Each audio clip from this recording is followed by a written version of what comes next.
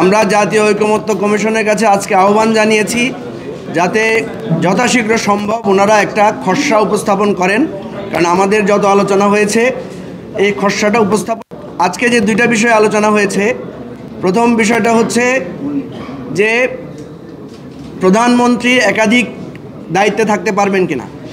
আমরা সেখানে উল্লেখ করেছি বিএনপির যে 31 দফা আছে সেখানে চতুর্থ পয়েন্টে বলা আছে প্রধানমন্ত্রী, মন্ত্রিপরিষদ, নির্বাহী বিভাগ, আইন বিভাগের মধ্যে ওনারা ভারসাম্য প্রতিষ্ঠা করবেন। আমরা মনে করি আজকে যে প্রস্তাবটা আনা হয়েছে যে একই ব্যক্তি একই সাথে প্রধানমন্ত্রী, সংসদ নেতা এবং একটা রাজনৈতিক দলের প্রধান থাকতে পারবেন না, এটারই একটা ফলশ্রুতি, এটারই একটা ব্যাখ্যা। সুতরাং বিএনপিরও এটার সাথে একমত হওয়া উচিত, এই আহ্বান আমরা জানিয়েছি। এবং আমরা মনে করি এটা হলে আমাদের এখানে যেটা হয়েছে গণভবনে আওয়ামী লীগের সম্মেলন হয়েছে, কিভাবে এটা সম্ভব হয়েছে? কারণ একই ব্যক্তি প্রধানমন্ত্রী, উনি আবার দলের প্রধান। বসুন্ধরা টিস্যু, অশুদ্ধতার বিরুদ্ধে এক বিন্দুও ছাড় নয়।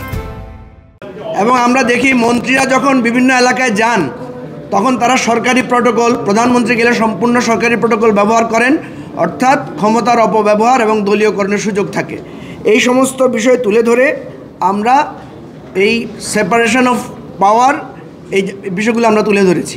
দ্বিতীয়ত যেই কথাটা এসেছে সংবিধানের মূলনীতির জায়গায় যে প্রস্তাবটা এসেছে, সাম্য, মানবিক মর্যাদা, সামাজিক সুবিচার এবং ধর্মীয় স্বাধীনতা এবং সংহতি, সম্প্রীতি, আমরা বলেছি এটা খুবই চমৎকার দাবি এবং এটার ব্যাপারে সবাই একমত। এটা যুক্ত করলেই কোনো অসুবিধা আর থাকে না। যদিও কেউ কেউ এটা নিয়ে কথা তুলেছেন, কিন্তু আমার কাছে মনে হয়েছে এটা আমরা সবাই একমত হতে পেরেছি এবং এটা আজকে একটা সুখবর আমাদের হয়তো ঐকমত্য কমিশন দেবেন। আপনাদের সবাইকে ধন্যবাদ।